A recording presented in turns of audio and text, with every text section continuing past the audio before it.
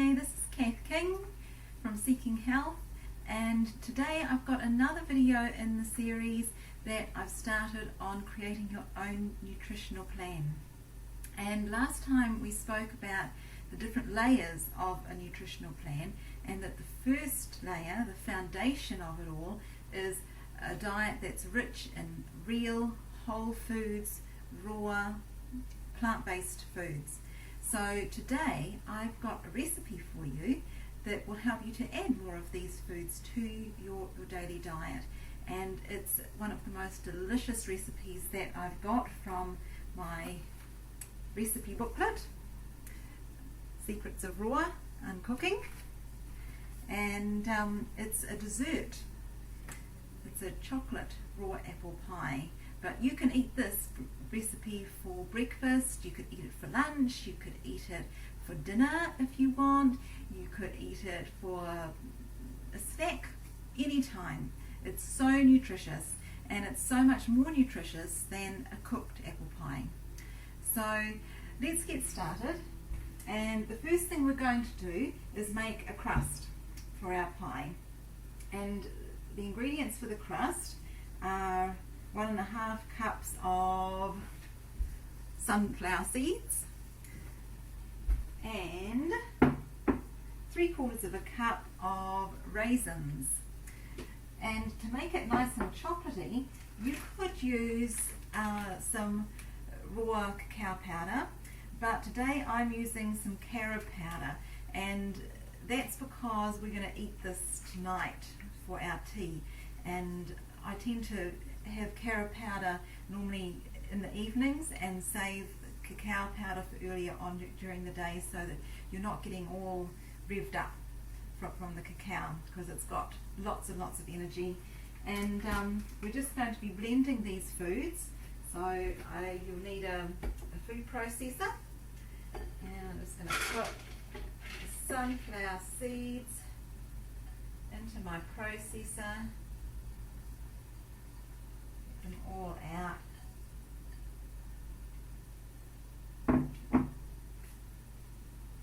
the raisins going in, and then just about 1 to 2 tablespoons of carob powder, depending on how chocolatey you want it.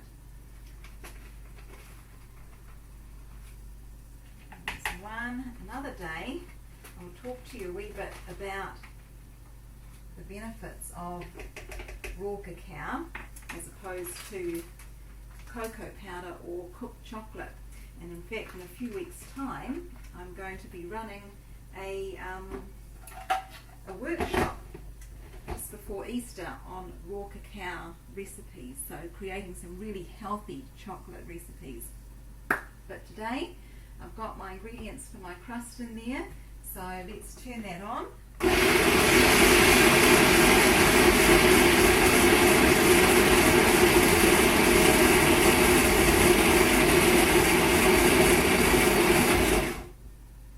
And we want to blend the processor until it's a nice even texture, so with not too many lumps. So we might give that another go, because we want it to really stick together to form a nice sticky crust. It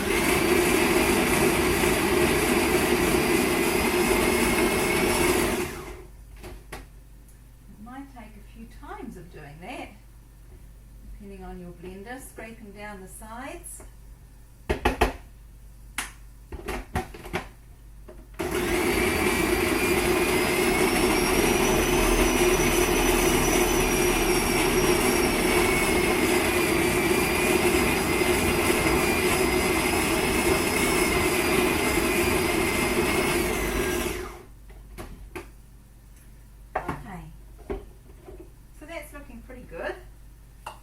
You can see there in my processor, it's just binding together nicely, and I'm going to pop that into my pie plate.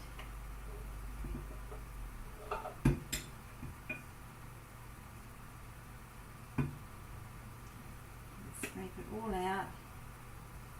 Now I've soaked my sunflower seeds as well, so that's something else with when you're using nuts and seeds to consider is that nuts and seeds and grains it's a really good idea to soak them before you use them, because all the seeds, whether they have nuts or grains or considered seeds, have enzyme inhibitors, and enzyme inhibitors stop the seed from sprouting where it sits, and it makes sure that there are the right conditions, optimal conditions for the seed to actually germinate and sprout and grow. And of course, optimal conditions means that there's water around. So the water rinses off the enzyme inhibitor, and enzyme inhibitors aren't the worst thing in the world, but they can stop us from absorbing a number of different nutrients. So it's a really good idea. It makes the seed a whole lot more digestible to us when we give it a good soak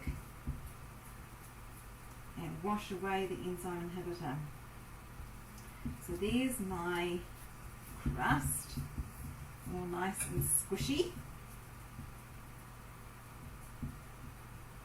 And I'm the kind of cook who likes to get their fingers dirty.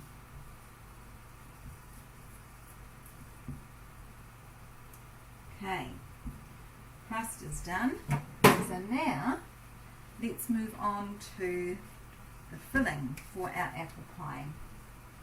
And I've got about 5 apples here, and you could use any kind of apples you want. I like using either green apples, or today I've got some beautiful organic Cox's orange apples that we got from the Deansbush market on Saturday. They're lovely and organic. We'll pop those into the food processor.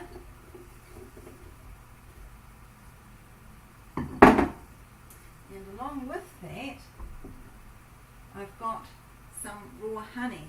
Now, most of the honey you buy at the grocery store is heated, so it's not raw. And heated honey has destroyed all of the beneficial enzymes and the other beneficial things that are in honey. So it's a little better than actually having sugar. So it's really a good idea if you can find some raw honey. And again, I get my raw honey from the farmer's market. And the nice thing about this raw honey, and the place that I get it from, is that they leave enough of the nutritious honey for the bees to eat over winter when there aren't any flowers. And most beekeepers feed their bees sugar water over winter, which is not the best thing for the poor old bees after they've done all the hard work to give us this gorgeous honey.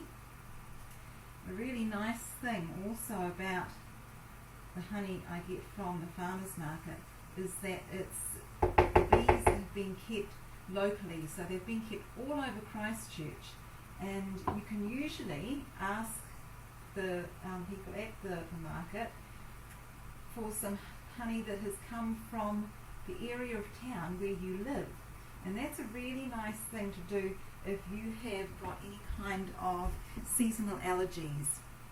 So if you get hay fever, eating honey that's been produced from the bees around your area, from the plants that you're getting hay fever from, can actually reduce your symptoms. So I've got the honey in there, I've got the apple in there, and I've also got about the juice of about half a lemon to put in. And I've got a tablespoon of cinnamon and a pinch of cloves. Now, we don't want to make this into apple sauce. What we want is a nice finely chopped apple filling to go in there. So I'm just going to pulse it for a bit until it's just the right consistency.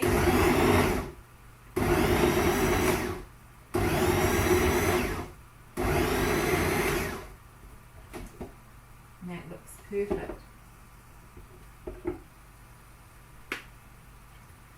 So there we go. You can probably see in there a nice finely chopped apple mixture. And onto the apple pie crust it goes, a nice chocolatey crust.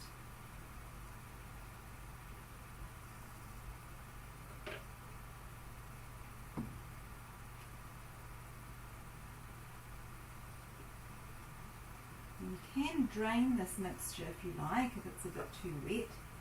I like it nice and wet, but if you want to put it through a strainer you could, and then you could save the juice to maybe pour over the top and make a nice sauce with. So there is my beautiful apple pie. And on top of that I've got some shredded coconut. I'll sprinkle that over the top, decoration, make it look all pretty.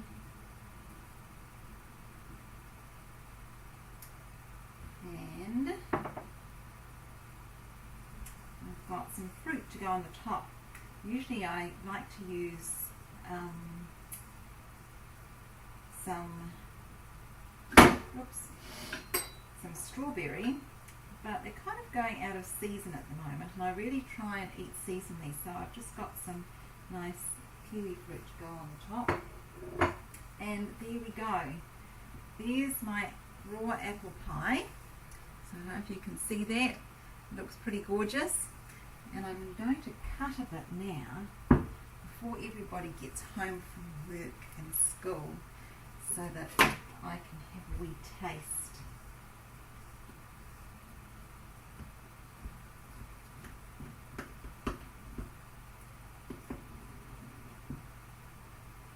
And this is a real hit with everybody, whether they are raw or cooked, whether they're vegan or whether they are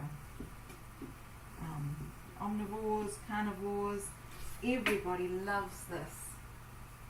It's a huge hit with my family, and my children actually prefer this. I might just get another server. They prefer the raw apple pie to the cooked apple pie. Oops, kind of broken a wee bit. Scoop out my full slice. It's about afternoon tea time. Let's have a wee try.